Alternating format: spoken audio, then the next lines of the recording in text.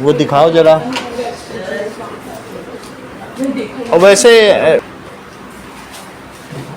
वाक्य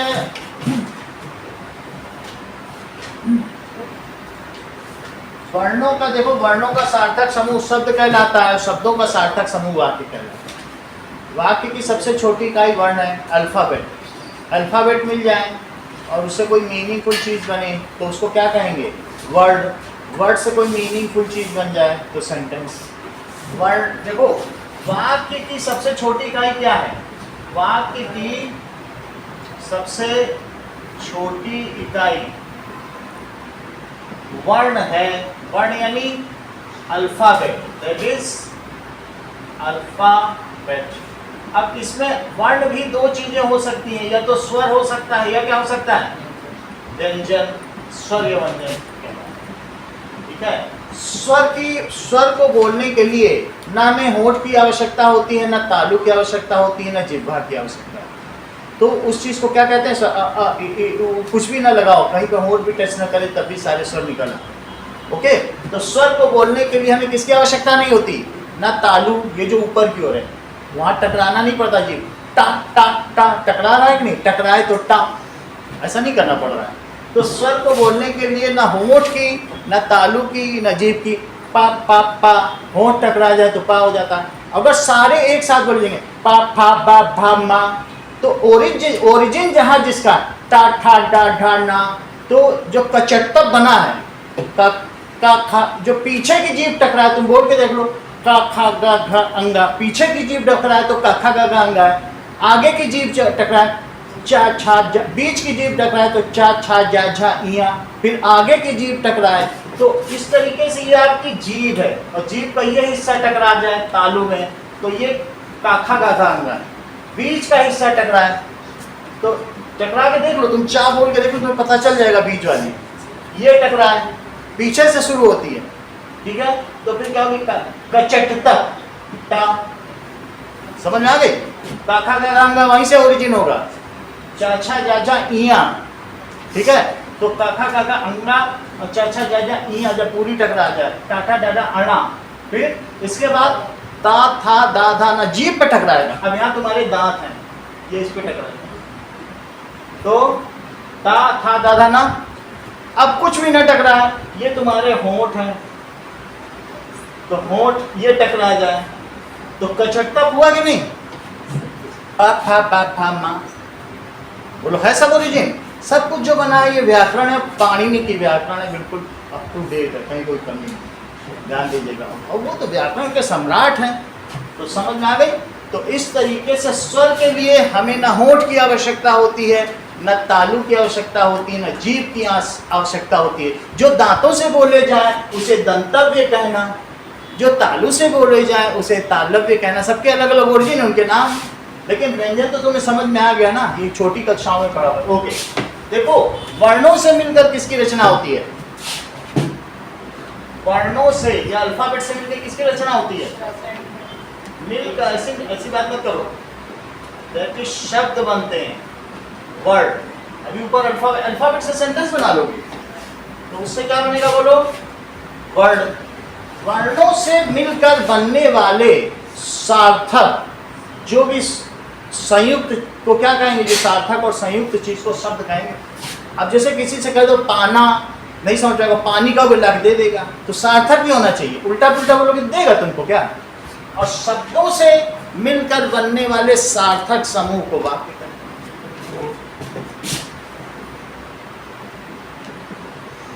मिलकर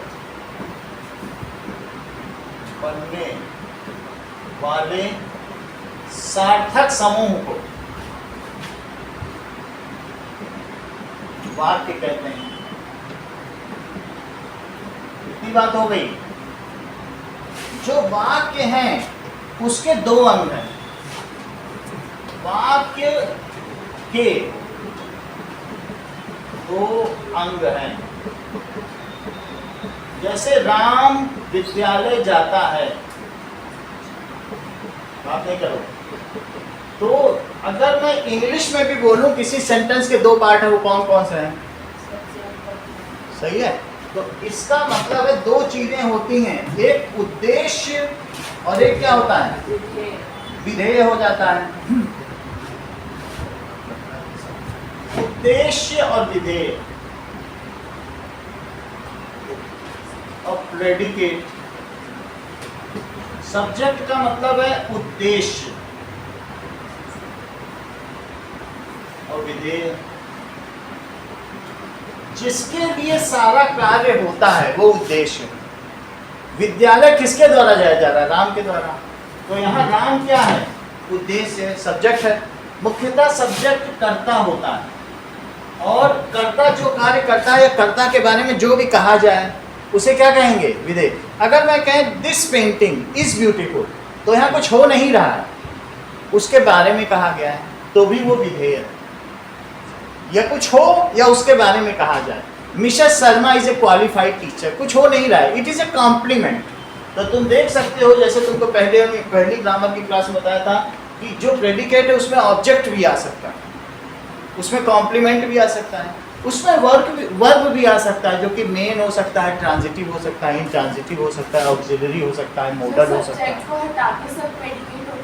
सब्जेक्ट को जो हटा दिया जाए उसको क्या कह देंगे, प्रेडिकेट कह देंगे। प्रेडिकेट के अलग अलग प्रकार से फिर अलग अलग वाक्य बन जाएंगे, जिसको भी हम कह रहे हैं संयुक्त है, सरल है, मिश्रित है। समझ में आ गई बात। तो इस चीज को प्रेडिकेट कहते हैं, कर्ता के बारे में जो कहा जाए। अब ध्यान दें, दैट इज जिस वाक्य में एक कर्ता तथा एक क्रिया होती है उसे सरल वाक्य कहते हैं। अब वाक्यों के बीच सरल वाक्य, जिस वाक्य में एक कर्ता और एक क्रिया हो उसे सरल वाक्य कहते हैं। ध्यान दीजिए, जिस, ऐसे भी कह सकते हैं, जिस वाक्य में एक क्रिया होती है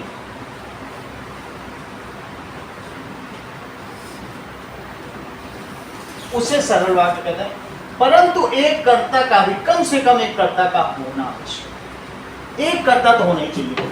जैसे मैं कह दूं कि स्कूल जाता है तो ये अधूरा वाक्य है। अगर मैं कहूं राम स्कूल जाता है तो ये सरल वाक्य है। राम और मोहन स्कूल जाते हैं तो भी ये सरल वाक्य। क्रिया एक होनी चाहिए, कर्ता अधिक भी हो सकता। बात समझ आ गई कि नहीं। कर्ता क्रिया एक है और कम से कम एक क्रिया भी होना चाहिए, नहीं तो अधूरा वाक्य हो जाएगा कि नहीं। जैसे तो वह सरल वाक्य है।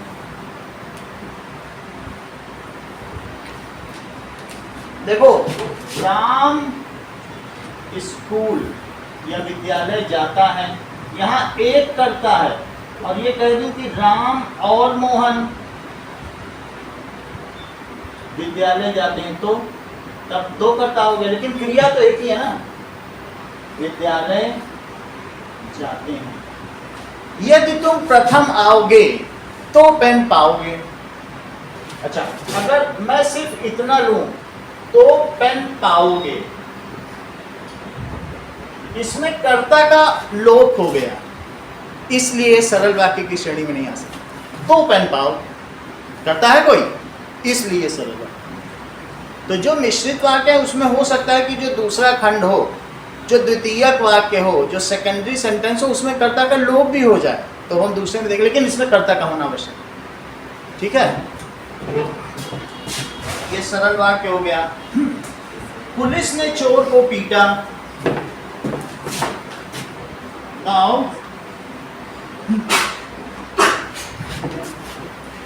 आगे की बात देखो, सरल वाक्य में बहुत सारी चीजें हो सकती हैं, जैसे कि राम ने रावण को तीर से सीता के लिए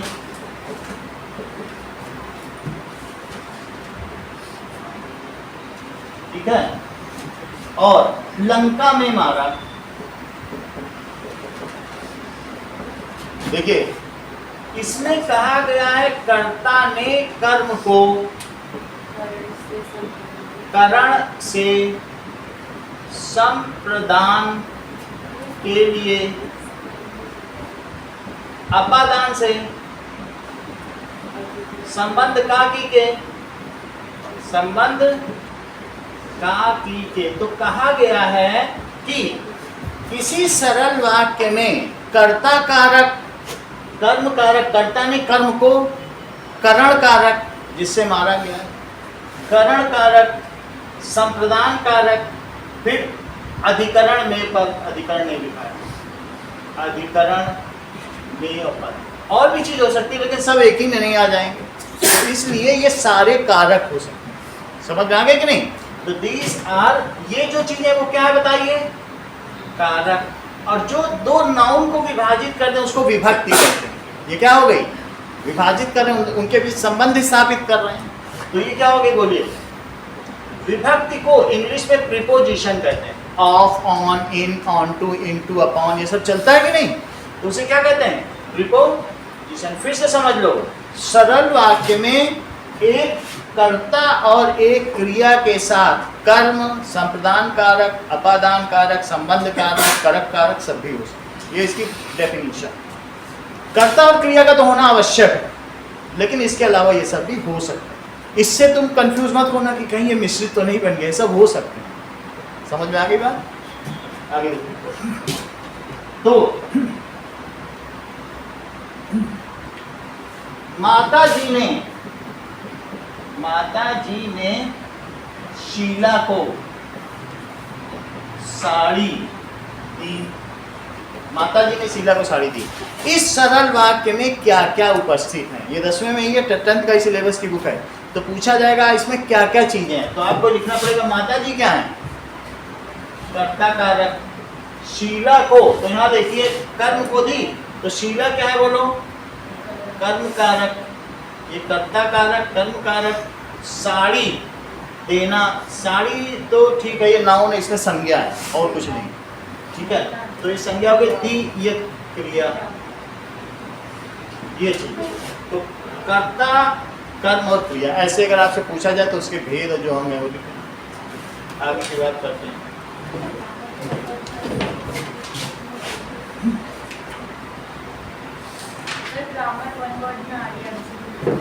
वन वर्ड में ना, और पैसेज में भी तीन एमसीक्यू रहेंगे और दो लिखने वाले सर, ये वाले सब। ओके, अब देखो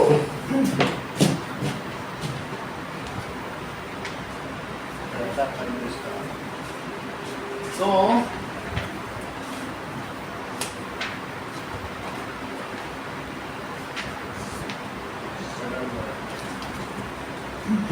सरल वाक्य के अलावा और कुछ नहीं है, संयुक्त वाक्य भी है।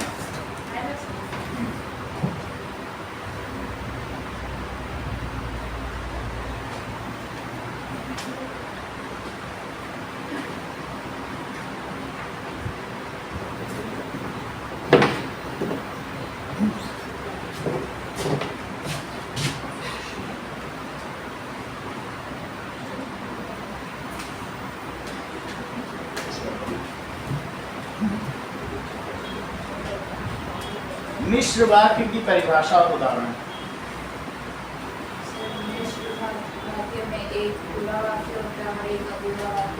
ठीक है, देखो मिश्र वाक्य या मिश्रित वाक्य, तो simple sentence, complex sentence and compound sentence. जो पहले तुमको बताया वो कौन सा था? That was simple sentence. अब हम देखने जा रहे हैं कॉम्प्लेक्स सेंटेंस, फिर क्या देखेंगे? कंपाउंड सेंटेंस, मिश्र वाक्य। मिश्र वाक्य में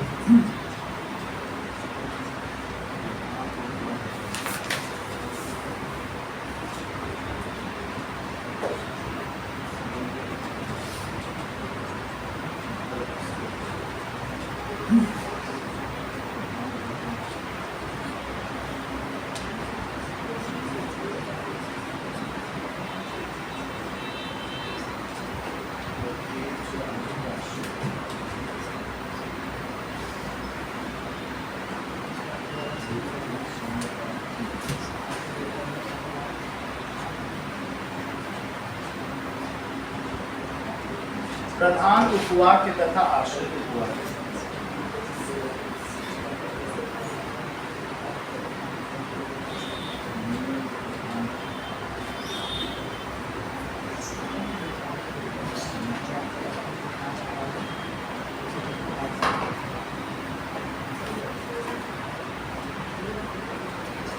देखो मिश्र वाक्य में एक प्रधान उपवाक्य होता है, उपवाक्यों से मिलकर ये बनता है। एक प्रधान उपवाक्य होता है तथा एक या अधिक आश्रित उपवाक्य होते हैं। एक या अधिक आश्रित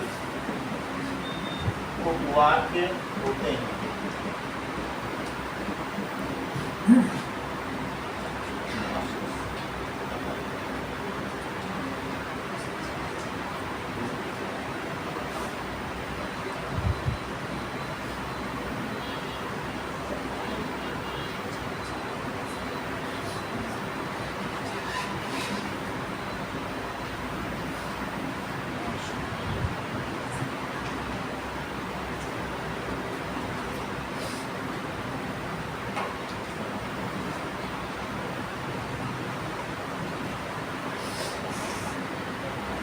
देखो अब इसमें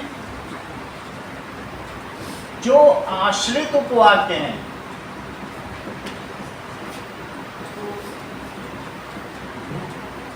वह जो से शुरू होगा, ठीक है। जो से अगर शुरू हो जाए,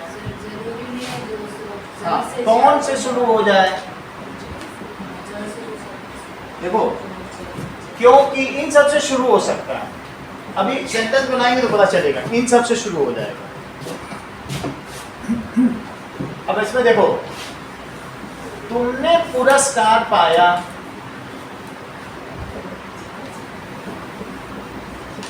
क्योंकि तुम बेहतर थे, क्योंकि तुम योग्य थे। तो ये तुमने पुरस्कार पाया, ये अपने आप में प्रधान है, लेकिन और है क्योंकि तुम बेहतर थे, क्योंकि तुमने अच्छा प्रदर्शन किया था। इसमें कई आश्रित भी हो सकते हैं, कोई जस्टिफिकेशन देने के लिए कई चीजें कर सकता है कि नहीं। तो जो सेंटेंस का प्रारंभक, इसको क्या कहते हैं, आश्रित उपवाक्य में ये सारी चीजें ये कैसे शुरू होती हैं, ये प्रारंभक के तौर पर इस्तेमाल होती है। किसके तौर पर, तो ये आश्रित उपवाक्य है और इसका प्रारंभक कौन है, ये आश्रित उपवाक्य है। ये जरूरी नहीं है ये इसका प्रारंभक है। जो जैसा करेगा वो वैसा फल पाएगा। तो अब जो इसमें पहले आ गया, तो जिससे भी शुरू हो, यानी इसके प्रारंभक कौन क्या हो सकते हैं, जो भी हो सकते हैं। तो एक एक करके हम देखेंगे, ठीक है। अब ध्यान दीजिए, तो जब तक, ओके, ये सारे हैं, अगर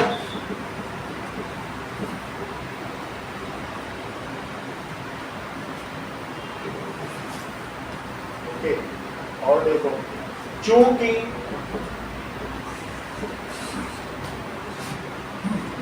इस तरीके से, क्योंकि तुमने नाम कहा,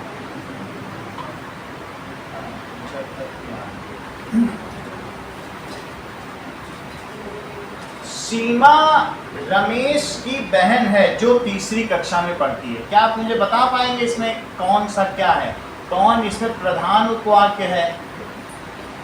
प्रधान उपवाक्य अपने आप में पूर्ण अर्थ देते हैं, जबकि आश्रित उपवाक्य अपने आप में पूर्ण अर्थ नहीं देते। Those are dependent sentences, these are a kind of clause. वो सेंटेंस के क्लॉज के तौर पर, जैसे वकील एक क्लॉज जोड़ता जाता है ना किसी चीज को पुष्ट करने के लिए, तो ये क्लॉज है।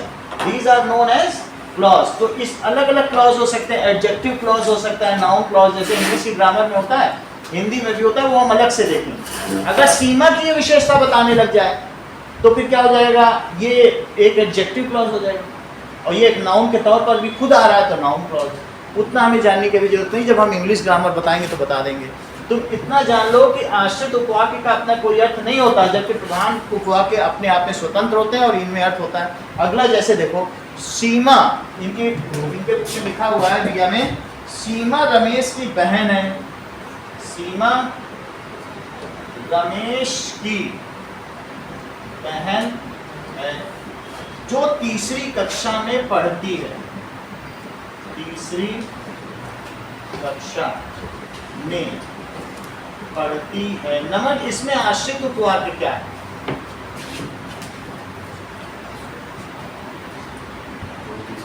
जो, क्योंकि जो इसका प्रारंभक है, तो प्रारंभ जो से हो रहा है, तो इस वजह से क्या हो गया, ये कैसा उपवाक्य हो गया?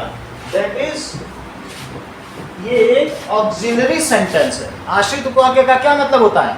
ऑक्सिलरी सेंटेंस, और ये मेन सेंटेंस है। ऑक्सिलरी सेंटेंस, यह आश्रित उपवाक्य है। जो जैसा करेगा वो वैसा फल पाएगा। हो सकता है आश्रित उपवाक्य पहले भी, जो जैसा करेगा वैसा फल पाएगा। जब, और हो सकता है वो, कई चीजों का इसमें ओमिशन या लोप भी हो जाता है, क्योंकि उसका अर्थ निकलता है, ये फ्लुएंसी में बोला जाता है, जो जैसा करेगा वैसा फल पाएगा। वो बार बार नहीं बोला जाएगा, क्योंकि उससे सेंटेंस की फ्लुएंसी हर्डल होती है, तो उसे बार बार जो वो नहीं कहा जाता। जो जैसा करेगा वैसा फल, ऐसा बोलते हैं कि नहीं फ्लुएंसी में? तो ये यहाँ पर क्या हो गया बोलिए, क्या यही ऑक्सिलरी सेंटेंस हो गया? ठीक है ना, जो या इन सबसे। अब देखो, क्योंकि तुम बेहतर थे तुमने इनाम पाया, उससे कोई फर्क नहीं पड़ता, क्योंकि तुम बेहतर थे वहां आ गए, वो जस्टिफिकेशन है। मुख्य चीज से तुमने इनाम पाया, तो 4 लोग आ जाएंगे कि वही तुमको बोलते रहेंगे कि तुम ऐसी थी वैसी थी, इनाम पाया, देखा तुम कितनी अच्छी थी, पाया ना तुमने इनाम। कल तक वो वैसे बोल रहे, अब जस्टिफाई कर रहे हैं, तो जस्टिफिकेशन हमेशा ऑक्सिलरी सेंटेंस। ओके, अब मुख्य चीज क्या है कि तुमने इनाम पाया। अब देखिए, जो दो अलग अलग, जिसमें 2 अलग अलग कर्ता हो, दो अलग अलग क्रियाएं हों, और उनको 2 सेंटेंस में तोड़ा जा सके। श्री कृष्ण बांसुरी बजाते थे और गोपियां नाचती थी, तो ऐसे में क्या हो जाएगा? ठीक है, अगर आप कहें कि प्रधान उपवाक्य अपने आप में स्वतंत्र होता है, इतनी बात तुम्हें समझ में आ गई? तो प्रधान उपवाक्य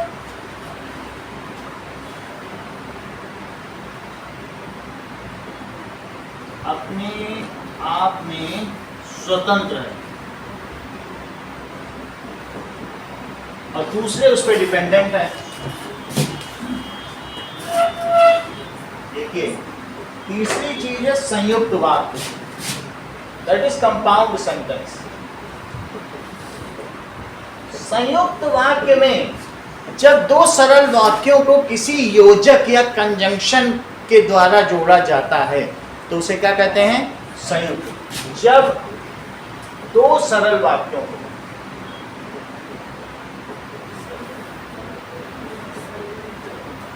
किसके द्वारा? किसी योजक के द्वारा जोड़ा जाए। योजक क्या होता है? योजक का मतलब कंजंक्शन।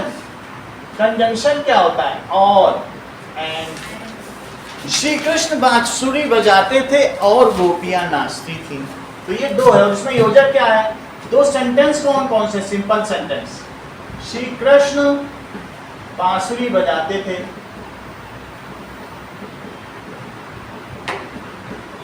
और गोपियां नाचती थी।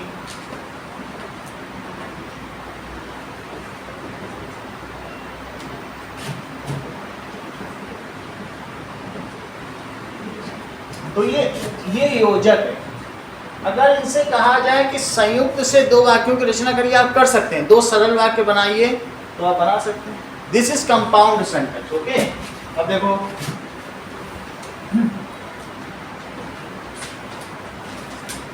आंधी चली गई और बरसात हुई। अंशुप्रिया, ये आपको मिश्रित लगता है कि सरल लगता है कि संयुक्त? क्योंकि और योजक से जुड़ा हुआ है। ठीक है, और देखो, थाली के साथ पेप्सी या आइसक्रीम मुफ्त है। थाली के साथ पेप्सी या आइसक्रीम मुफ्त है, ये किस तरीके का बात है? या लगा हुआ है, बोलो। थाली, ये या है या और? हाँ, सरल बात है।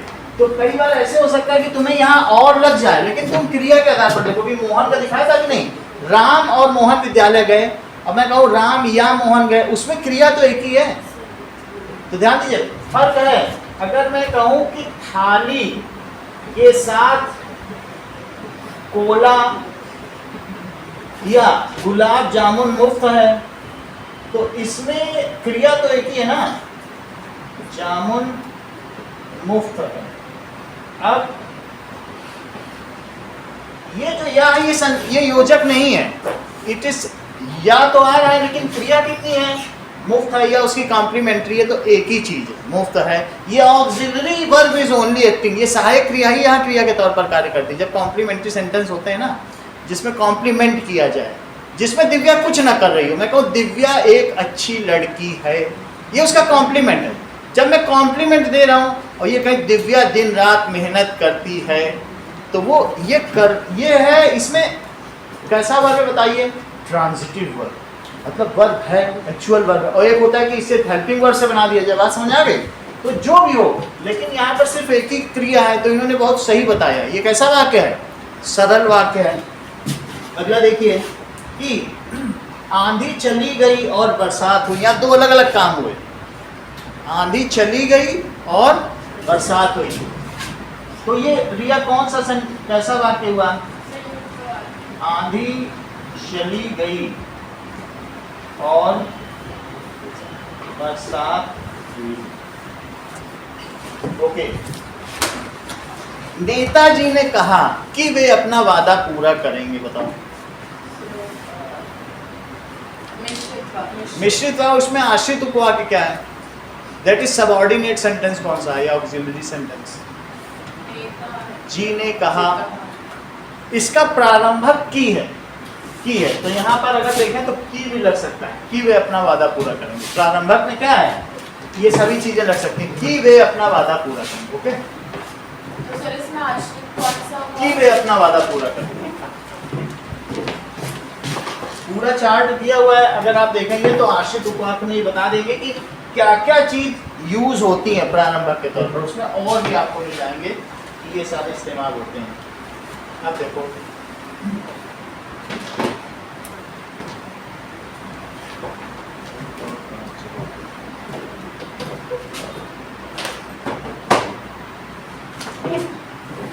अब हम देखेंगे वाच्य। वाच्य भी 10th में है, कृतवाच्य, कर्मवाच्य एंड भाववाच्य। अच्छा, कृत और कर्मवाच्य तो तुम लोग खूब पढ़ते रहे, इस बार नहीं लेकिन आएगा, ये तो हम लोग पढ़ रहे थे।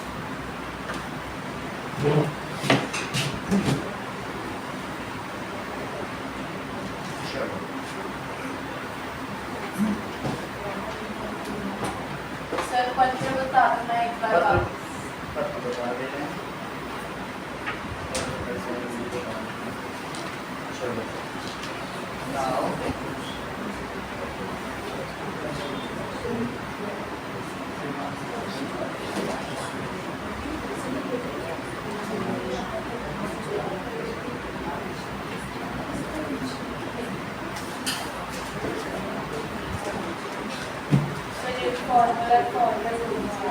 ओके, वो दोनों बता देंगे।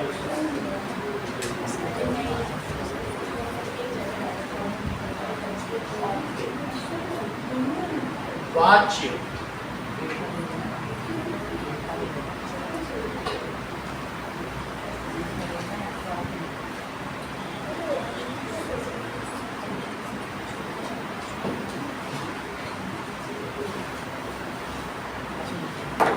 वाच्य देखो, क्रिया के परिवर्तन को कहा जाता है, क्रिया के परिवर्तन को कहा जाता है। हम क्रिया को किस रूप में प्रदर्शित करें, क्रिया को भिन्न भिन्न रूप में प्रदर्शित करने पर या तो कर्ता की प्रधानता हो जाती है, या कर्म की प्रधानता हो जाती है, या भाव की प्रधानता हो जाती है। देखो, क्रिया को जैसे सीता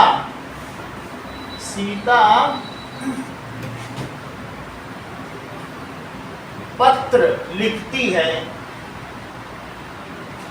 इसमें सब्जेक्ट के जगह पे एक्चुअल वर्ब है, तो ये कर्मवाच्य। ये क्या हुआ? देखो यहां पर कर्ता प्रधान है ना, तो ये कृतवाच्य। क्या है? कृतवाच्य।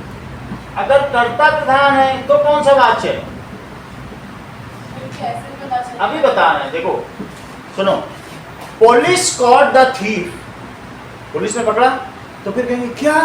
चोर पकड़ा गया, चोर पकड़ा गया, चोर अब ऑब्जेक्ट प्रधान हो गया, पैसिव वॉइस बना डाला। सुनो, मैं कहूं प्रधानाचार्य ने रिया को पुरस्कार दिया, क्या रिया इनाम पा गई?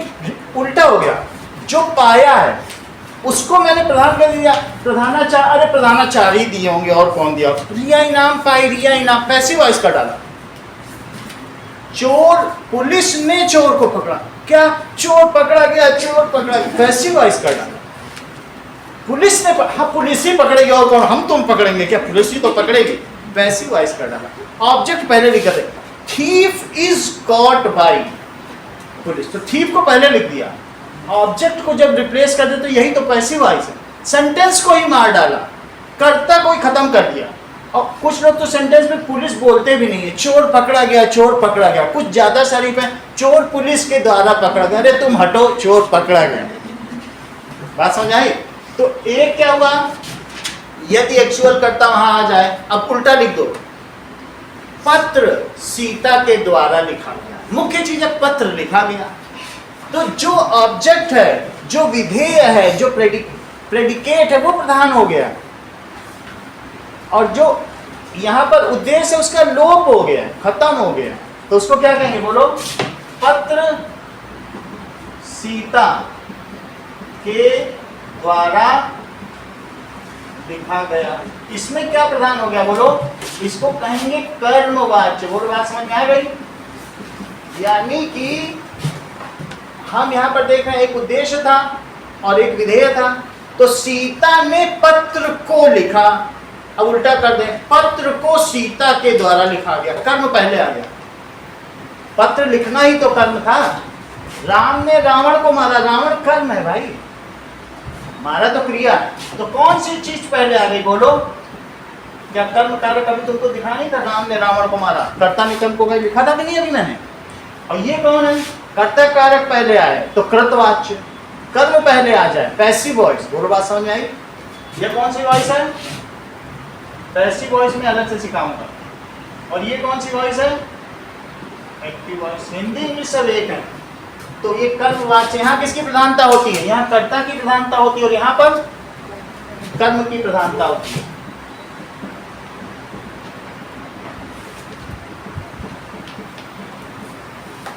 तीसरी चीज, सीता से पत्र लिखा भी न गया। अब काम करने के तरीके में भाववाच्य, जब वो चीज जो कर ही ना पाए। पुलिस से चोर पकड़े भी न गए, मुझसे चला न गया। जब इस तरीके के सेंटेंस हो तो इसमें भावना हो रही ना कि काम इतना भारी था कि हमसे किया न गया। ठीक है? सीता से पत्र लिखा भी न गया, मेनली ये निगेटिव में बनते हैं। ओके, तो सीता से पत्र लिखा भी न गया, तो इसमें क्या हो जाएगा? सीता से पत्र लिखा भी ना गया। यहाँ ये भाववाच्य, तीन तरीके के वाच्य होते हैं। वाच्य क्या है? क्रिया के परिवर्तन को कहा जाता है। ओके, तो इट इज, इसी को वाच्य को तुम लोग क्या वॉइस बोल रहे हो? इसका दूसरा नाम क्या है? बोलिए। Voice. Active voice, passive voice. English grammar में ये जो है भाववाच्य करके नहीं है, उसमें एक्टिव और पैसिव वॉइस है। लेकिन हिंदी ग्रामर में पाणिनि ने तीनों डाले, तो उसके करने के तरीके को भाववाच्य कहते हैं। अभी 2-4 तुमसे पूछ लेंगे। तीन वाच्य हैं, तो इसमें भाववाच्य है। तो भाववाच्य के भी डेफिनेशन समझ लें। भाववाच्य किसे कहते हैं?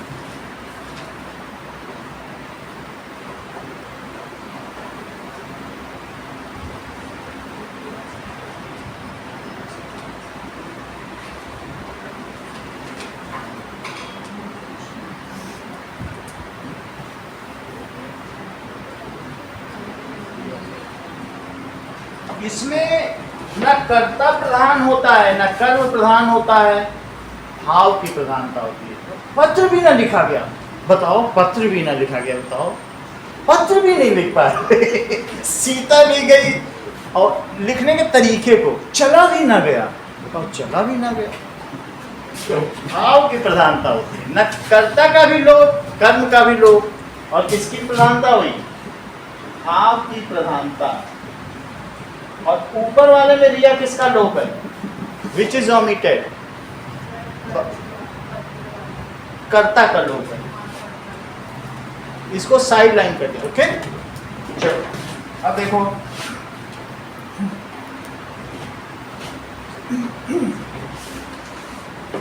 आगे की चीज देखें।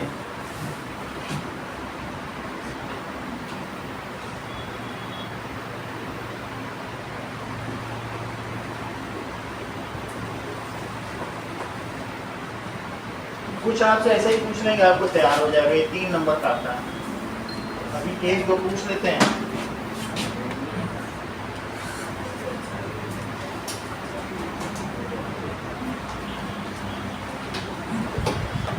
वाच्य के उदाहरण,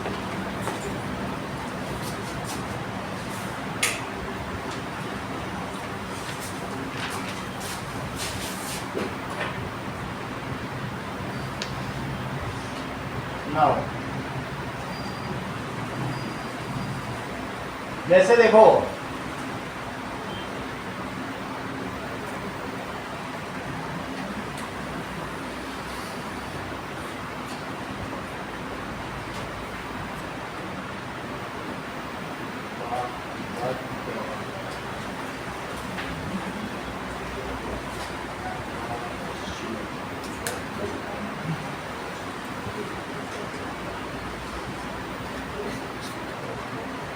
देखो अब तुम इसमें कुछ पढ़ो तो पता चले कि इसमें पता चला, ये हरिण से दौड़ा नहीं जाता, ये सब तुम्हें क्या लग रहा है, उससे बैठा नहीं जाता, हरिण से दौड़ा नहीं जाता, ये सारे भाववाची, ठीक है। ऐसा कोई भी आएगा, विमल से सोया नहीं जाता, ठीक है, स्त्रियों से रोया नहीं जाएगा, मुझसे देखा नहीं जाएगा, तो ये सारे क्या हो गए, भाववाच्य हो जाएंगे अगर ऐसा आएगा।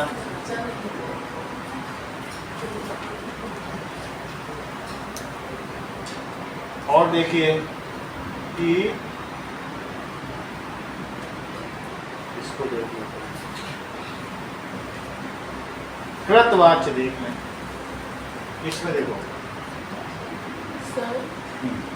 सर अगर कन्वर्टिंग का आगे कोई सेंटेंस लिखा उसे कन्वर्ट करने के लिए आ गया तो बिल्कुल आसानी से जैसे जैसे लिखा है ना वैसे वैसे करना है, कन्वर्ट करा तो जा सकता है। तो जैसे अब ये देखो,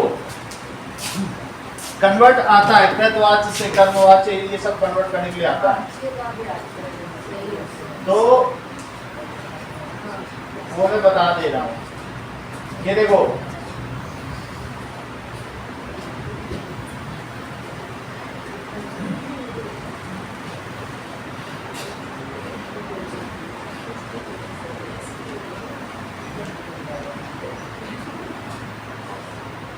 ये तुम्हें कर्तवाच्य समझ में आ गया। कर्तवाच्य में क्या है कि राम तेज दौड़ता है, तो ये बिल्कुल एक्टिव वॉइस है, इसे कर्तवाच्य कहेंगे। मैं सर्दियों में नहीं नहाता, आशा नहीं हंसती, राम तेज दौड़ता है, ठीक है, तो ऐसा ही लिखा जाएगा, राम के द्वारा तेज दौड़ा जाता है। कई बार ऐसा होता है कि पत्र सीता के द्वारा लिखा गया या सीता के द्वारा, जब उसी को के द्वारा लगा दो तो पैसिव वॉइस हो जाएगी, यानी उसमें मुख्य क्या चीज हो जाती है, लेटर, सीता राइट्स लेटर, तो सीता के द्वारा पत्र लिखा जाता है। तुमको अभी उस दिन बताया था, ध्यान दीजिए, एक्टिव और पैसिव वॉइस का देख लो,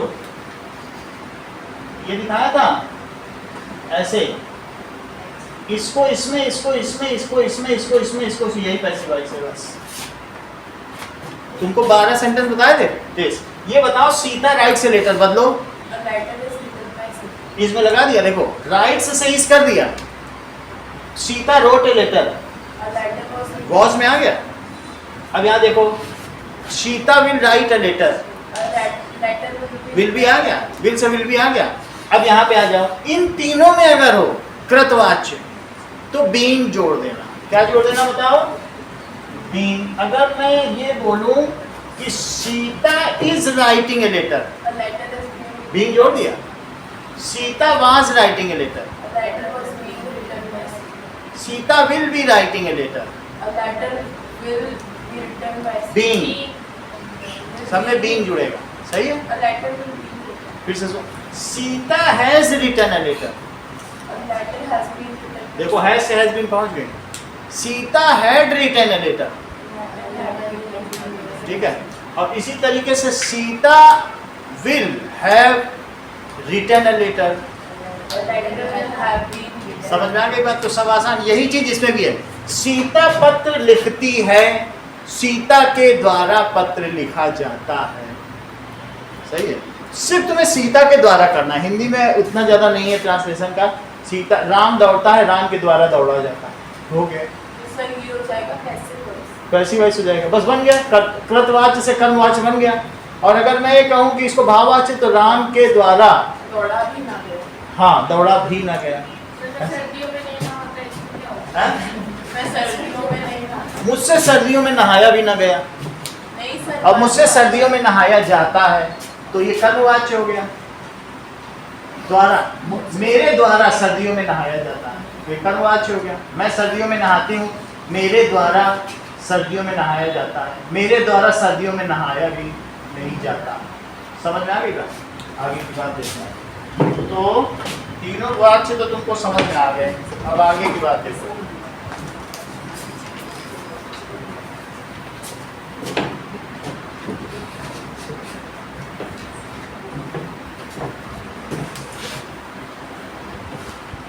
शब्द संरचना के बारे में महत्वपूर्ण है, जो 4 नंबर के उसमें तो उसके बारे में बताओ। देखो, पहले मैं बताऊं कि बताने क्या जा रहा हूं, तब फिर आगे की बात करते हैं।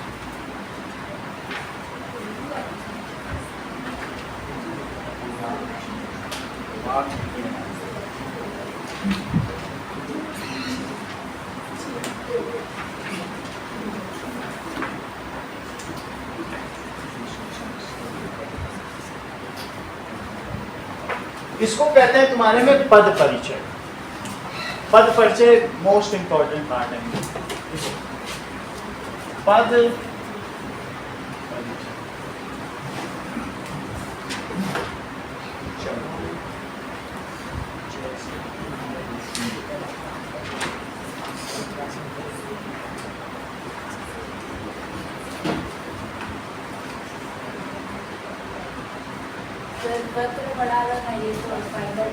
ओके, पत्र लिखो। पत्र 2 तरीके के हैं, एक फॉर्मल लेटर और एक इनफॉर्मल लेटर। ठीक है? जैसे फॉर्मेलिटी, जैसे आप किसी से कहें डोंट डू फॉर्मेलिटी, हम फॉर्मेलिटी करते हैं, जैसे प्रिंसिपल के सामने करेंगे तो वो चीज़ हो जाएगी फॉर्मल लेटर। फॉर्मल का मतलब फॉर्मेलिटी हो कि सेवा में सविनय निवेदन है। और फिर आप, अगर आपसे बात करें, कहें दिव्या तुम्हारी सेवा में, don't do formality, I am your friend, be informal. बोलते हैं कि नहीं? Why are you being so formal? समझ आए कि नहीं? हैंकी पैंकी टी शर्ट में आ जाकर तो यस यू आर इनफॉर्मल, और वहीं टाई बटन कोट नेक तक, you are being so formal. तो फॉर्मेलिटी है। तो अगर हम सब चीज़ों को आयोजन के साथ करें तो उसे फॉर्मल लेटर कहते हैं। हिंदी में इसे क्या कहते हैं? औपचारिक। औपचारिकता न निभाओ, अनौपचारिक बनो। तो एक है ना, अरे नहीं मुझे औपचारिकता करने दीजिए, आप में मेरी बेटी से ब्याह करने आए हैं तो आप दामाद हो, आप औपचारिकता की कोई जरूरत नहीं, रिस्की कहाँ ऐसा बोलते नहीं है। तो अब हम 2 चीजें देखेंगे, दैट इज औपचारिक पत्र। औपचारिक पत्र प्रधानाचार्य को या किसी कार्यालय में इन सबको लिखा जाता है। अनौपचारिक पत्र अपने मित्रों को लिखा जाता है। ओके, तो पत्र किस प्रकार के होते हैं? औपचारिक, इसमें स्पेस और इन चीजों का ध्यान दिया जाता है। और दूसरा कौन सा है? अनौपचारिक पत्र, दैट इज फॉर्मल लेटर, जो फॉर्मेलिटी निभाए तो उसे कहेंगे फॉर्मल लेटर। और एक कौन सा होगा? Informal letter. इसमें कुछ ज्यादा नहीं है, बस अपने हिसाब से जो तुम्हें लिखना है, हाय दिव्या बाय दिव्या, हो गया। छोटा लेटर और let us understand it. Okay, तो दोनों चीजें हम देखते हैं। औपचारिक पत्र देखो, फॉर्मल लेटर कहाँ कहाँ लिखा जाता है, ठीक है, तुम्हारे लिए बताया गया है कि कौन सा आएगा, ऐसा कुछ नहीं कहा।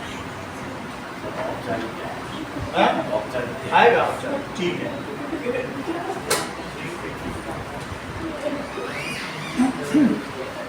चलिए, ऐसे पत्र किसको किसको लिखे जा सकते हैं, ये प्रधानाचार्य को लिखे जाएंगे, ठीक है, कार्यालय में लिखे जाते हैं, कार्यालय है। और ये किसके लिए होता है बोलो, मित्र और संबंधियों के लिए होता है, मित्र और संबंधी, इन सब के लिए होता है। तो चलो हम लोग औपचारिक पत्र में देखते हैं, और इसमें ये देखें कि स्पेस क्या है। तो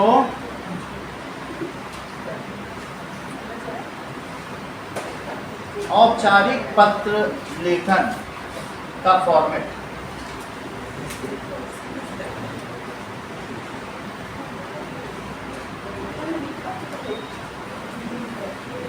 देखो पहले अगर तुम प्रधानाचार्य को लिखोगे सेवा में, प्रधानाचार्य महोदय, प्रधाना, इसमें कोई स्पेस नहीं है, प्रधानाचार्य महोदय, केंद्रीय विद्यालय,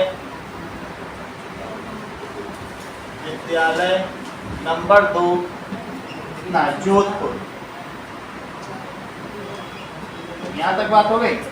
इसके बाद जब जोधपुर लिखेंगे यहाँ पर एक स्पेस, इसको स्पेस करते हैं, एक स्पेस हो गया, इतना लिखने, यहाँ पर कोई स्पेस नहीं है, अब यहाँ पर एक स्पेस हो, तो इसको कहेंगे अवकाश के लिए प्रार्थना पत्र, अवकाश के लिए प्रार्थना,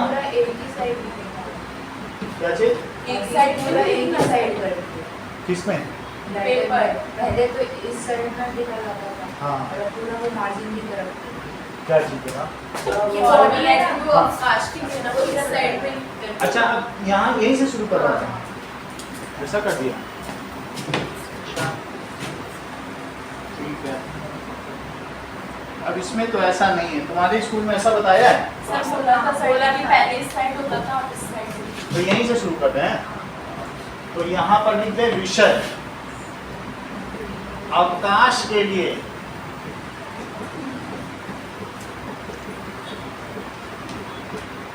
निवेदन, ठीक है, प्रार्थना पत्र, प्रार्थना पत्र, सेवा में आपने लिख दिया। अब यहाँ पर फिर से एक स्पेस दो, इधर एक स्पेस आ जाए,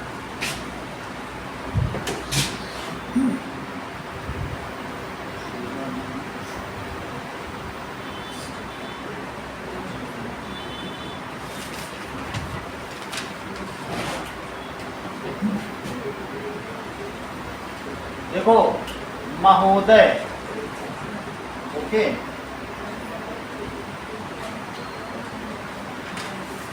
सविनय, इसमें स्पेस नहीं देना, यहाँ दे दिया, यहाँ दे दिया, इन दोनों में एक स्पेस है, बात नहीं करो, इन दोनों में एक स्पेस दे दिया। सविनय निवेदन है कि सर सविनय महोदय को कैसे शुरू करना है सर, महोदय के साथ खत्म, उसी पे शुरू कर देंगे। इसके नीचे वाली लाइन में इधर से शुरू करना है, जैसे सेवा में प्रधानाचार्य में ऐसे किया है। तो देखो सब में अलग अलग है, तो तुम्हें जो फॉर्मेट दिया गया इसमें भी तरह तरह के फॉर्मेट है, और यहाँ पर पता नहीं चल रहा है,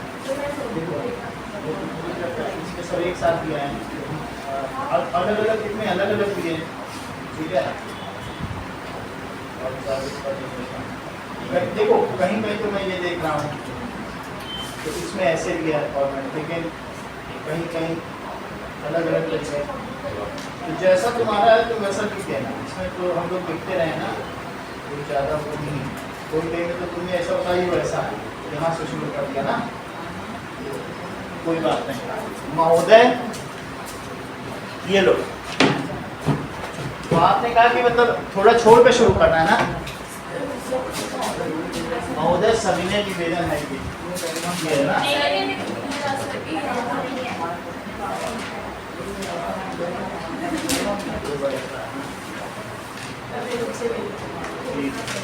हो गया। चलो। सही है ना? हाँ यही है, बस ऐसे ही करो, यही है। तो क्या देखो। तो विषय देखो, इसमें स्पेस लिखना है, स्पेस तुमने नहीं छोड़ा है, वही स्पेस तो सर कह रही हूँ मैं, वो फॉर्मेटिंग गलत है तो सर ये ऐसा है, यहाँ स्पेस छोड़ा गया है, ठीक है। जैसा स्पेस छोड़ा बस इसको शिफ्ट कर दिया गया, और कोई बात नहीं। जैसे कंप्यूटर नहीं होता, सब चीज सारा मटेरियल एक तरफ कर देते हैं। तो महोदय सविनय निवेदन है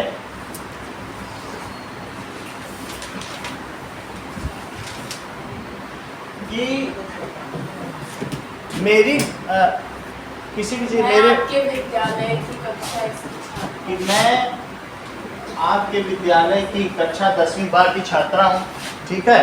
और वो तो आप मैटर लिख लोगे ना, आपके विद्यालय की कक्षा 10वीं और मेरी है वो सब लिख देना। और मेरे मौसी की बहन की शादी इस तारीख से इस तारीख को होने वाली है, ठीक है। और जिसमें मेरा जाना आवश्यक है, मुझे इतने दिन की अवकाश प्रदान करने की कृपा करें, महान दया होगी। अब यहाँ पर मुझे टीसी क्यों प्रदान करवा रही है, चलो ठीक है। तो अवकाश प्रदान कर दें, अवकाश प्रदान करें, महान दया होगी, महान दया होगी। कितना लिखने के बाद जब ये कर दें तो इसी के नीचे लिखा है, अब आगे का स्पेस हम देख रहे हैं।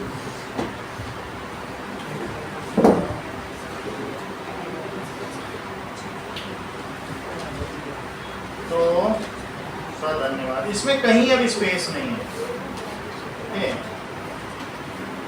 भवदीय भी लिख सकते हो, देख लो। भवदीय न लिखना चाहो तो आपका आपकी आज्ञाकारी, आपकी आज्ञाकारी, दोनों का एक ही मतलब है। भवदीय का मतलब आपकी, और आपकी आज्ञाकारी। सर भक्तिय जैसे आपकी आज्ञाकारी तो सिर्फ टीसी और प्रधानाचार्य को लिखेंगे तो भक्तिय सब में लिख सकते हैं। भवदीय सब में लिख सकते हो, लेकिन प्रधानाचार्य के लिए आज्ञाकारी लिखना जरूरी है, क्योंकि गुरु शिष्य का संबंध है ना। तो भवदीय या यहाँ पर लिखना, बाकी सब में जैसे किसी कार्यालय में लिखोगे तो भवदीय लिखना, ओके। तो आपकी आज्ञाकारी और फिर नाम लिख दीजिए जो भी है, कार्तिक नमन जो भी लिखना है, ठीक है। और इस पे सिग्नेचर भी होगा, सिग्नेचर नहीं करवाना है, सिग्नेचर कहाँ करवाना है, यहीं पे होगा, यहाँ सिग्नेचर हो जाएगा। और फिर रिया, और 10वीं बा 10th बा, बस इतना कर लेना। सर आपको हमारे सेक्शन पता है? हमको नहीं पता, वो कॉपी वो पता है ना, उनकी कॉपी में सब पता है। अब यहाँ देखो, मित्र को पत्र लिखना है तो कैसे लिखेंगे, तो वो अनौपचारिक हो जाएगा, मित्र को पत्र ना, दैट इज अनौपचारिक। पढ़ने लिखना रिया, ठीक है, पढ़ने नहीं लिखना, ऐसे लिखना, ठीक। तो अनौपचारिक पत्र, दैट इज इनफॉर्मल लेटर। जैसे तुम जून में बुलाओ कि यहाँ बड़ा सुहाना मौसम है, मित्र आओ, दोस्त को बुला लो, तो ऐसा इन्होंने गर्मी की छुट्टियों में बुला लिया अपने दोस्त को, दोस्त की हालत खराब। That is 116/6, okay. वायुसेना जोधपुर बुंदेला एन्क्लेव, वायुसेना जोधपुर, ठीक है। बुंदेला, आधा ना लिखना, बुंदेला एन्क्लेव,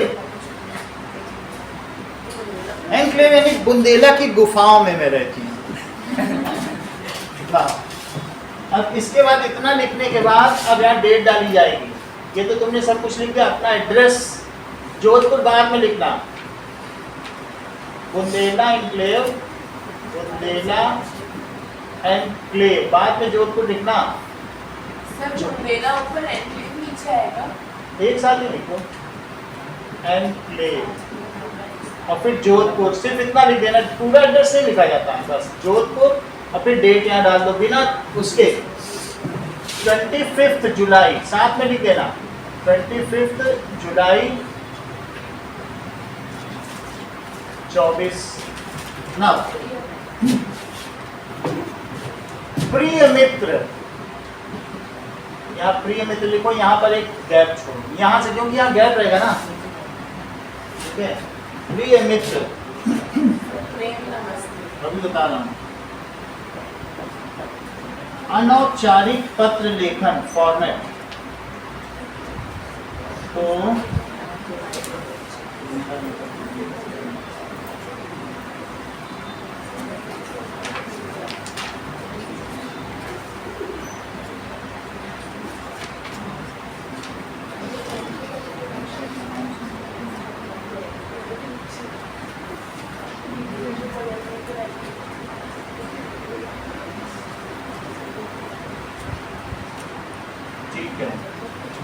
अब यहाँ देखो दिनांक में गैप किया हुआ है, आपके में डेट में टीचर ने गैप बोला है क्या?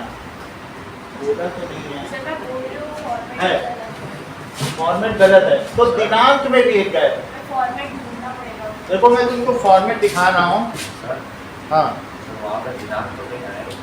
वहाँ पे सर इसमें तो सर ने कहा था या तो बीच में लास्ट में लिख सकते।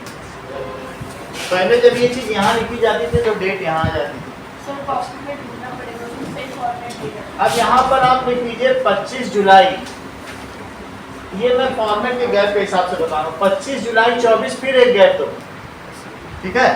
फिर इसके बाद प्रिय सुजैन, सुजैन नहीं लिखना, सुजैन करना, सुजैन कुछ नहीं होता, ओके ठीक है। इसके बाद प्रिय सुजैन, फिर यहाँ पर एक गैप देना, मैं यहाँ ठीक हूँ, ठीक है। यहाँ गैप होगा, इसमें भी तो जैसे इधर नहीं होगा सर, इसमें और जैसा लिखने नहीं ऐसा ही हुआ, देखो इसी तरह से और भी सब जगह जो भी लिखे हैं ना अनौपचारिक, ये ऐसे ही है, अच्छा तो फिर बस फॉर्मल में लिखते हो, ऐसे लिखा जाएगा, ठीक है। अब देखो फिर यहाँ से पूरा लिख देना, मैं यहाँ ठीक हूँ, पूरी बॉडी हो जाएगी, बॉडी ऑफ लेटर। तुम सुब्रतों में कैसी हो, मैं एनक्लेव में ठीक हूँ, वहाँ गर्मी कैसी पड़ रही है, यहाँ बादल आ गए, ऐसा पूरा लिख के ठीक है, बस वो सब कुछ लिख दिया जाएगा। अब इसके बाद तुम भी बुंदेला में आकर मेरे साथ छुट्टियां मनाओ, कल की कढ़ी बची हुई है खाओ। अब जरा देखिए, इतना करने के बाद अगर तुम्हें अब फिर से शुरू करना है तो बिना बॉडी ऑफ लेटर में तुम पैरा भी चेंज कर सकते हो। सर ने कहा था लास्ट में करना पड़ेगा, तुमको लास्ट में ऐसे लिखना कि अपने माता पिता को मेरा, है ना, तो एक पैराग्राफ में लिख देना कि कॉम्प्लीमेंट्स उनके माता पिता को। फिर इसके बाद तुम्हारी मित्र, फिर यहाँ एक गए, तुम्हारी मित्र रिया,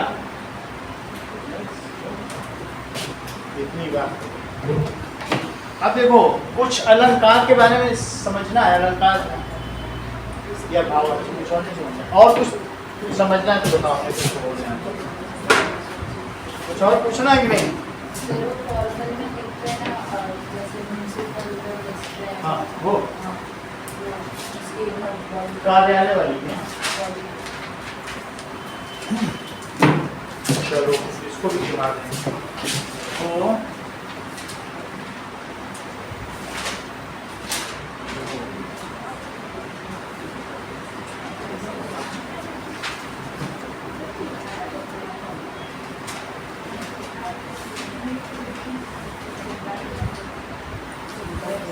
कार्यालय को पत्र,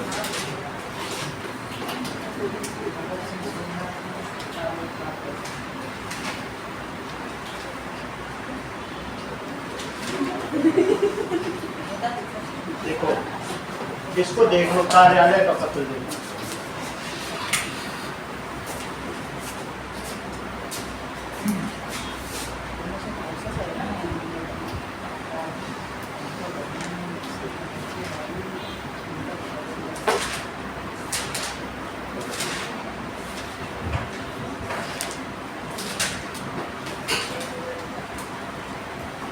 ये देखिए इसमें क्या क्या चीजें आएंगी। ये व्यवसायिक या औपचारिक पत्र का नमूना कि किसको भेज रहे हैं, ठीक है, पद, नाम, पता, टेलीफोन नंबर।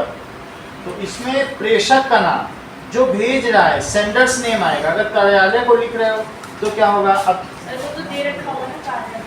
हाँ? अगर स्टैम्प पहले तब तो पहले लिखा होगा, और नहीं तो तुम लिखोगे कि अपना नाम कि कौन भेज रहा है। फिर पाने वाले का नाम बाद में। तो सबसे पहले किसका नाम आएगा बोलो, प्रेषक का नाम। तो कार्यालय में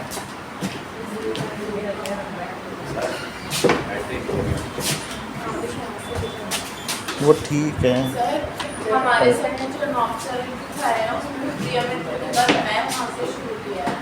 प्रिया मित्र और उधर से शुरू किया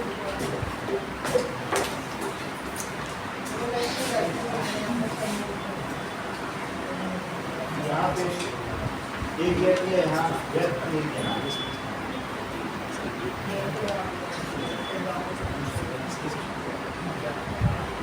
यहाँ ये गेट चेक कराना, बीमारियाँ कर देना, ठीक है। ये तुम्हें शांति यकीन कर देना, पैर कर देना, उसको सब ठीक करा देना, ये सब ठीक करा देना। ऐसे कर लेना, एक बार देख लेना। इसमें देखो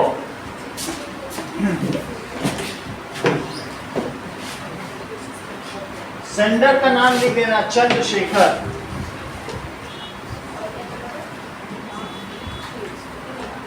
चंद्रशेखर। पद का कोई नाम नहीं है, पता अपना लिख देना 112 बुंदेला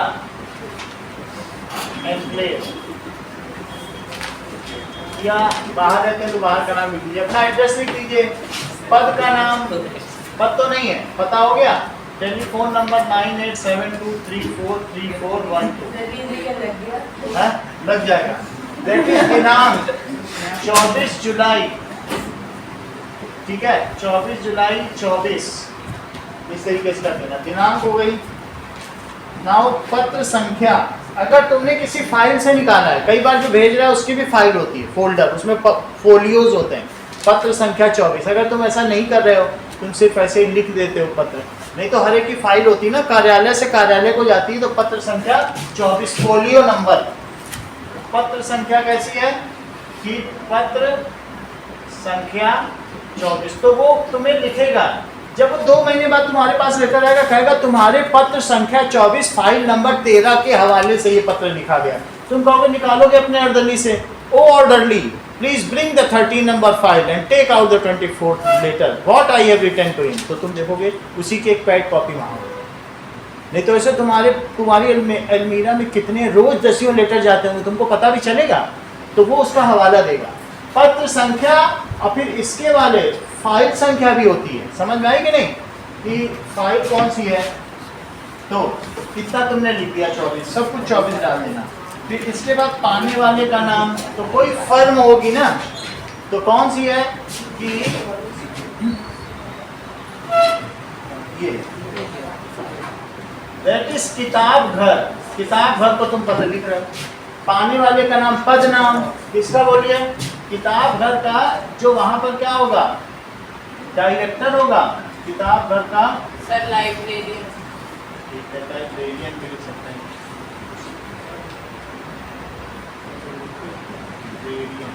किताब घर में किताबें बिकती हैं या शिक्षक हो सकता है, प्रबंधक लिख दो, ठीक है। किताब घर जहाँ पर चीजें बिकती हैं, प्रबंधक लिख दो, प्रबंधक। किताब घर प्रबंधक हो गया। फिर इसके बाद पद नाम हो गया। आगे देखो उसका पूरा पता, तो पूरा पता क्या है कि दिल्ली, ये नई दिल्ली में है। सर कभी कभी ना पूरा दिया के रहता है, जैसे एड्रेस तो हमारे कुछ लेके गए थे उसको हमारा नहीं था, एड्रेस को बनाने में हाँ दुकान का नहीं था, जिसको भेजना था, तो उसको बनाने में बहुत होता है, कैसे बनाने। ये अपना एड्रेस हो गया, ये इसका हो गया। जितना तुम्हें आता है इतना लिख लेना। मैं सर पिन कोड कैसे लिखूंगा? पिन इसी के आगे लिख देना। अगर पद नाम पूरा पता लिख दिया, जगह दी रखी है और जगह दी रखी, तो इसमें कोई नंबर नहीं कटेगा, तो इसमें नंबर नहीं कटेगा। या फिर सर है वो ऐसे बना दोगे बना देना। नई दिल्ली 6 तो 06/06/012 में ये किताब है, ठीक है कि नहीं। अब जरा देखो कि इसके बाद विषय लिख दो।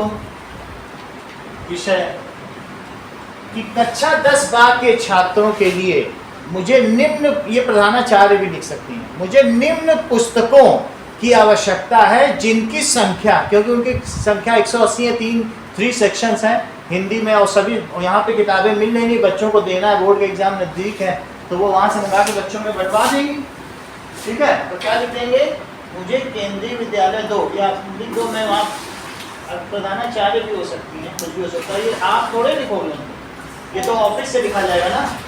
तो अपने वाले में एड्रेस अपना मतलब वो पोजीशन जो होती है, जैसे पोजीशन लिखना है तो यहाँ पर लिख देना चंद्रशेखर, ना लिख देना चंद्रशेखर, तो ये लिख देना हिंदी अध्यापक केंद्रीय विद्यालय नंबर 2। तुम उनकी तरफ से हवाले से लिखोगे, ये वहां से जाएगा। या ये भी लिख सकते हो कि लिपिक, लिपिक का मतलब क्या होता है, क्लर्क, लिपिक केंद्रीय विद्यालय नंबर 2, हिंदी के लिए मुझे इतनी किताबें चाहिए, तुम कुछ भी लिख सकते हो। तो अपना नाम लिख देना चंद्रशेखर लिपिक, लिपिक भी लिख सकते हो, या हिंदी अध्यापक, हिंदी अध्यापक उच्च माध्यमिक केंद्रीय विद्यालय, जो भी है, अगर हायर सेकेंडरी है या सेकेंडरी है, प्राइमरी है, जैसा सेक्शन हो, माध्यमिक उच्च माध्यमिक कुछ भी लिख सकते हो। अब देखो इसके बाद लिख दिया, तो विषय क्या बताइए, हिंदी की पाठ्य पुस्तिका का क्या नाम है आपके में, क्षितिज। तो हिंदी पाठ्य पुस्तिका मंगाने हेतु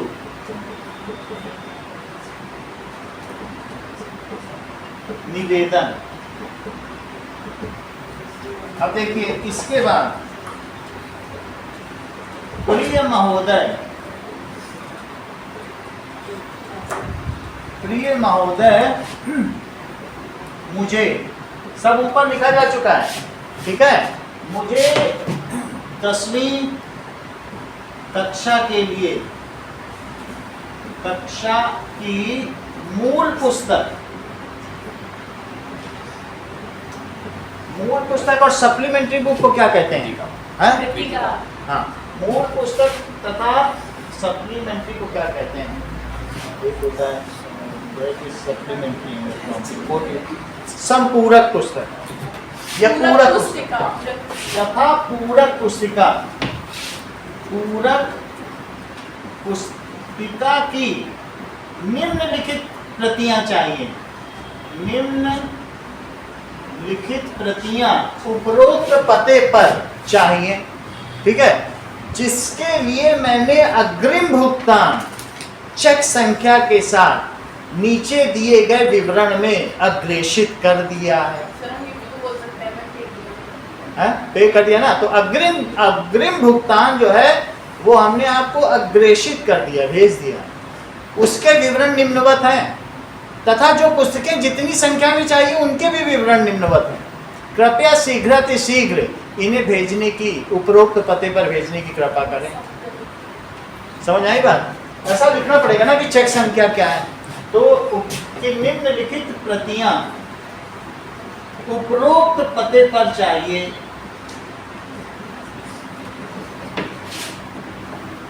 पते पर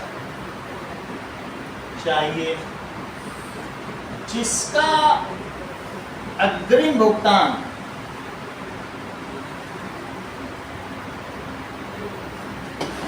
ठीक है फोन पे के माध्यम से, फोन पे के माध्यम से, फिर उसमें आप लिख देना आईडी, कुछ नंबर डाल देना 249824, 10 डिजिट की होती है आईडी 124, और डेट, दिनांक 23 जुलाई को, क्योंकि आप जो भेज रहे हैं 23 जुलाई 24। कितना अग्रिम भुगतान, तो वो आप लिख देना अग्रिम भुगतान 510 रुपए, रुपए 510 फोन पे के माध्यम से किया जा चुका है। फोन रुपए यही तो चलता है। सर सिर्फ 500 रुपये में किताबें आती हैं। 10-10 फोन पे से कर रहे हैं तो हमें ये लेटर लिखने की क्या जरूरत है, सीधा फोन पे से हमने कर दिया, लेकिन ये किताब अभी अब आजकल लेटर चलते नहीं है, आजकल लोग मोबाइल कर देते हैं, लेकिन पहले तो चलते थे ना। तो और अभी भी जितने भी कार्यालय वाले हैं वो फ़ोन पे और मोबाइल से नहीं बात करते हैं, वहाँ तो सालों ये चीज़ें रहेंगी। कहे तो मोबाइल कौन देखेगा, सब डिलीट कर देंगे। तो ये सब चीज़ें ज़रूरत है। इसी को तो आर्कियोलॉजी जो संग्रहालय वो संरक्षित करते हैं कि नहीं। तो ये बहुत ज़रूरी होता है कि आपने क्या किया, बच्चे फेल हो गए, क्या आपने किताबें मंगवाई, टीचर नहीं मंगवाई, ठीक है आप निरस्त किए जाते हैं, विद्यालय से निकल जाइए, सबूत हो जाएगा। अब यहाँ तक बात हो गई, दिनांक जुलाई के द्वारा कर दिया गया है, कर दिया गया है। अब देखो विवरण, विवरण में तुम क्या लिखोगे, कृतिका लिखोगे और क्षितिज।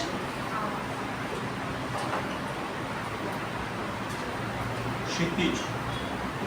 तो अब कृतिका की प्रतियों की संख्या, प्रतियों की संख्या लिखो। मुख्य पुस्तक, मुख्य पुस्तक और पूरक पुस्तक, ठीक है। तो ये तो विषय हो गया, विषय की किसकी किसकी चाहिए, पूरक पुस्तक हो गई। कक्षा लिख लो, कक्षा लिखना भी जरूरी है, नहीं तो समझ नहीं पाएगा। कक्षा 10। और प्रतियों की संख्या कितनी चाहिए, मान लो 180 दोनों की चाहिए, तुम लिख दो 5100। 5100 एक शुभ संख्या होती है कि आप किसी को दे रहे हो, तो 5100 रुपये का भुगतान हमने कर दिया है, ठीक है। इसके बाद हम क्या लिखेंगे, अब आगे पढ़ो। इसका तो पूरी बॉडी हो गई, करने की कृपा करें। फिर समान सूचक शब्द, तो इसका आपका या भवदीय लिखते हैं। समान सूचक शब्द में लास्ट में क्या लिख दो, भवदीय। और फिर उसके बाद अपना हस्ताक्षर, पूरा पता, पूरा पता, पूरा पता हो जाएगा। फिर पूरा पता के बाद क्या होगा, हस्ताक्षर कर लिया, पूरा पता, पूरा नाम, पद नाम, संलग्नक। देख लो बहुत बड़ी बात है। इसके अलावा आपने उसके साथ अपेंडिक्स क्या जोड़ा, संलग्नक भी तो लगाओगे। तो पूरा पता, इसके बाद क्या लिखोगे, अपना सिग्नेचर कर दिया, पूरा नाम, पूरा पता, और दैट इज अपेंडिक्स, सॉरी संलग्नक। संलग्नक, संलग्नक में एक फोन पे की वो जो है ना, फोन पे के डिटेल की फोटो कापी, फोटो प्रति, उसकी जीरोक्स हो जाएगी, जीरोक्स ऑफ फोन पे डिटेल, ठीक है। अग्रिम भुगतान का विवरण की फोटो प्रति, अग्रिम भुगतान आपने किया है ना, उसकी एक फोटो कॉपी निकाल के दे दीजिए, ये डिटेल है, उसमें सब कुछ आ जाएगा। लिख तो नहीं सकते हो ना सब कुछ, लेकिन होता उसमें बहुत कुछ है। तो अग्रिम भुगतान की, भुगतान की फोटो प्रति, और कुछ उसको भेजना है, कुछ तो और नहीं भेजना है, सिर्फ इतना ही है। नहीं तो और कई कई चीज़ें एक साथ न लगाया था। इसे अपेंडिक्स बोलते हैं और एनेक्शियर भी बोलते हैं, दो नाम, एनेक्शियर भी तो बोलते हैं। इतना कर दिया जाएगा। अब आगे पढ़ो। सूचनार्थ प्रतिलिपि, अगर आप ये इसकी कॉपी, जैसे तुमको बटरिंग करनी है, इसकी एक कॉपी प्रिंसिपल को भेज देना, तो बोलेंगे हमने आपको भेजे, अरे आपने मंगा लिए, हाँ देखिए, फिर वो तुमको बुला लेंगे। ऐसे चुपचाप बांट दो, प्रिंसिपल को पता ही नहीं चलेगा तुम्हारा प्रमोशन कैसा होगा। तो इसकी सूचनार्थ प्रतिलिपि,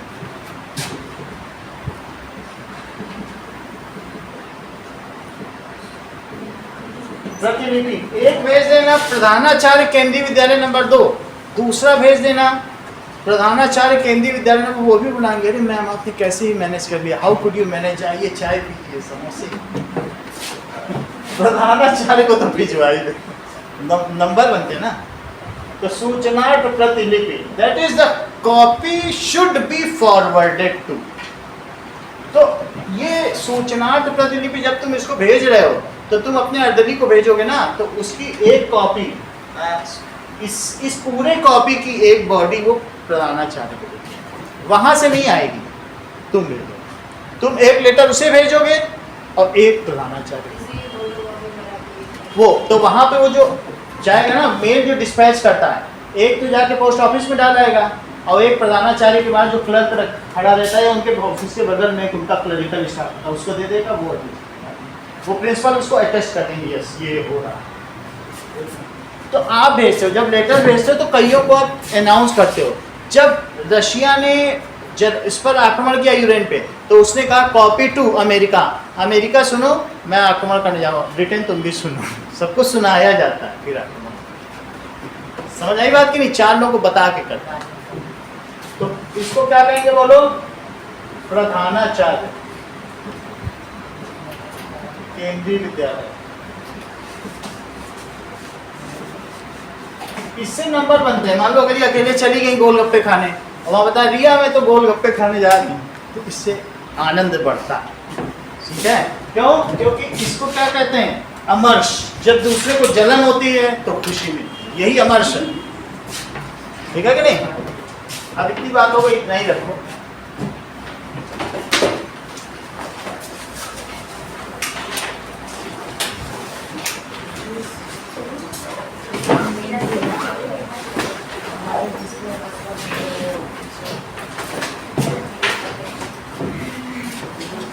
सर मम्मी को एक बार फोन करना था, मम्मी लेने आ रही है। अच्छा ठीक है।